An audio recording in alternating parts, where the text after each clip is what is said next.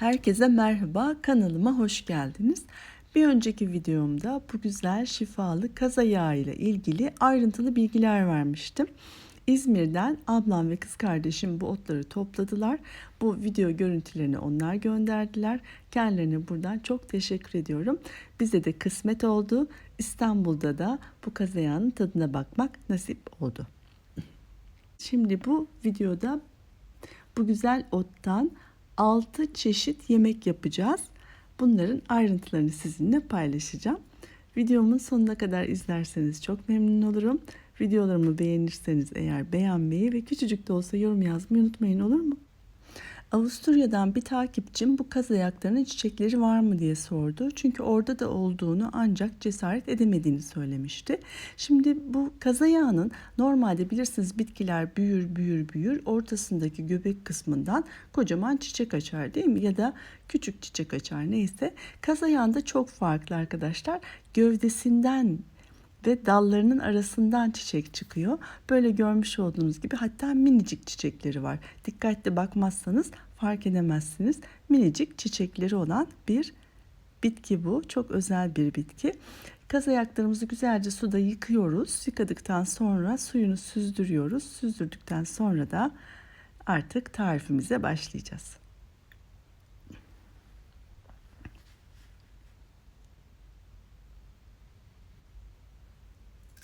Kaz ayaklarımızı güzelce demet haline getiriyoruz. İstediğiniz boyda, istediğiniz uzunlukta küçük ya da büyük doğrayabilirsiniz.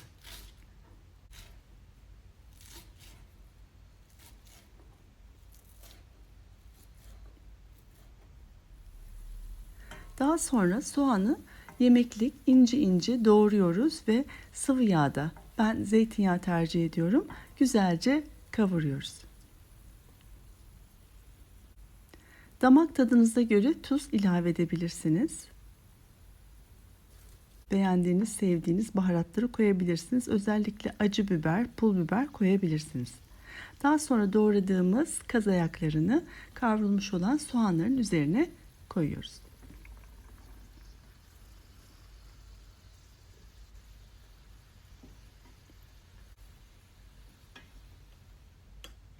Güzelce rengi değişene kadar 10-15 dakika kavuruyoruz. Kavurma işlemi yaparken kapağını da kapatabilirsiniz.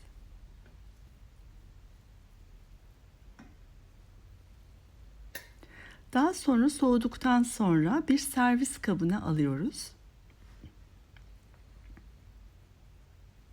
Sıcak sıcak da yiyebilirsiniz. Başka tarifler için bir kaseye bir miktar ayırıyorum.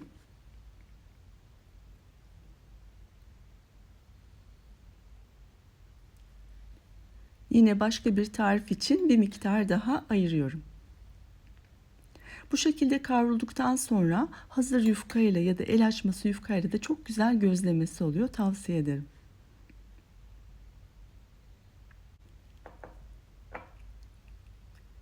Zeytinyağı çok yakışıyor. Soğuduktan sonra üzerine zeytinyağı gezdirip isterseniz soğuk, isterseniz sıcak olarak tüketebilirsiniz. Ayrıca eğer fazla kavurduysanız bir miktarını da buzdolabında dondurabilirsiniz.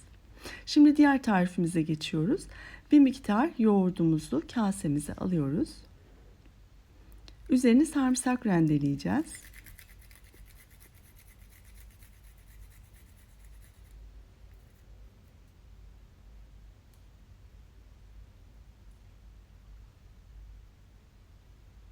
Güzelce karıştırıyoruz.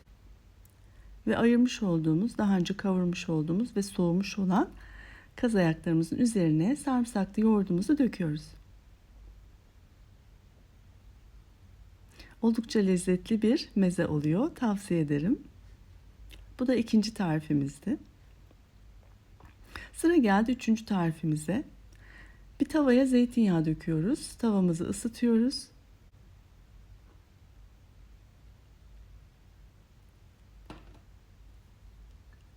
Yine daha önce kavurmuş olduğumuz ve bir miktar ayırmış olduğumuz kaz ayağımızı tavamızın üzerine döküyoruz.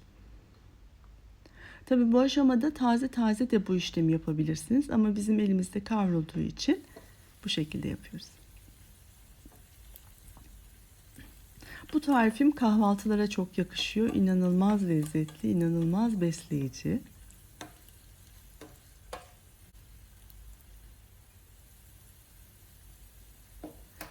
Evet, güzelce kaz ayaklarımızı kavurduktan sonra üzerine bir adet yumurta, miktarına göre ya da kaç kişilik hazırlıyorsanız o kadar sayıda yumurta kırabilirsiniz. Ben bu tip tariflerde öncelikle yumurtanın akını pişiriyorum. Sarısını dağıtmıyorum. Siz arzu ederseniz sarısını da dağıtarak pişirebilirsiniz.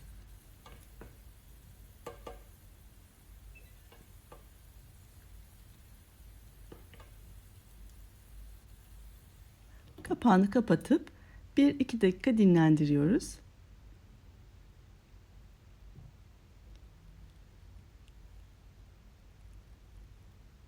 Ve servis tabağına alıyoruz.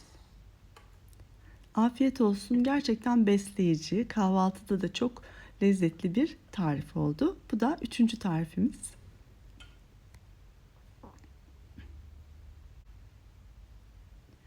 Diğer ve benim en favori tariflerimden olan 4. tarifimize geçtik.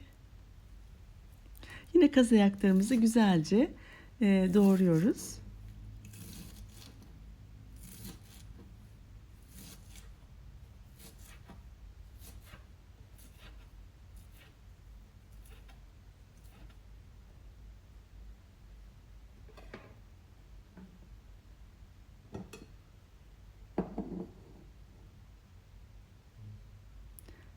Doğradığımız kaz ayaklarını bir kaseye, salata kasesine koyuyoruz.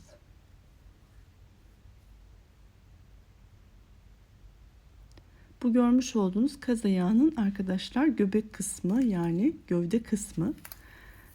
Çok kalın ve lezzetli. Kesinlikle salata gibi, salatalık gibi yiyebilirsiniz, kütür kütür.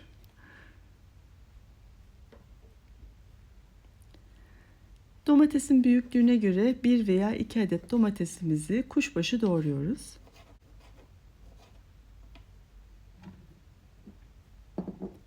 Ve doğramış olduğumuz kaz ayaklarımızın üzerine domateslerimizi de ilave ediyoruz. Salata yaparken salata sosları için size burada güzel küçük bir tüyo vereceğim.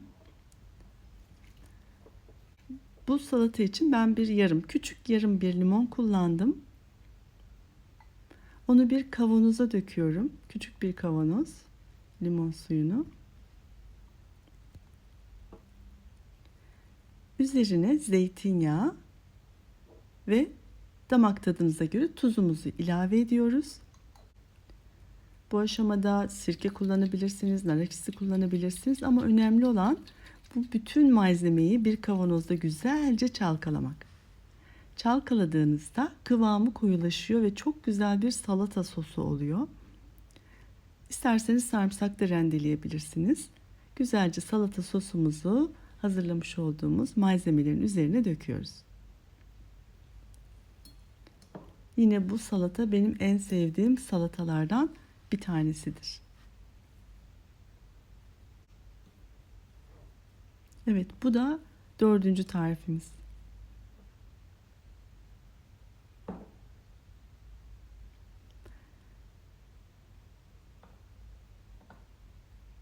Evet, şimdi benim bu 4 tariften sonra en favori tarifim bu 5. tarif. Çocukluğumdan beri yeşillikleri bir yufkanın içerisine sararak yiyerek büyüdüm ve o tadı hala çok severim. Ve bu güzel zeytinyağlı, limonlu, domates sosu, domates suyuyla karışık olan salatayı da bu şekilde yufkanın arasına koyarak dürüm şeklinde yemeyi çok seviyorum.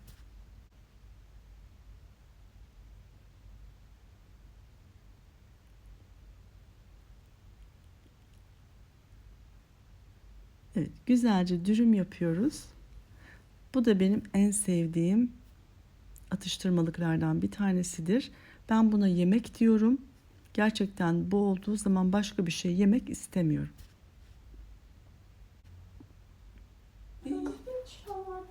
Tamam kızım. Orada daha yüksekte. Tamam.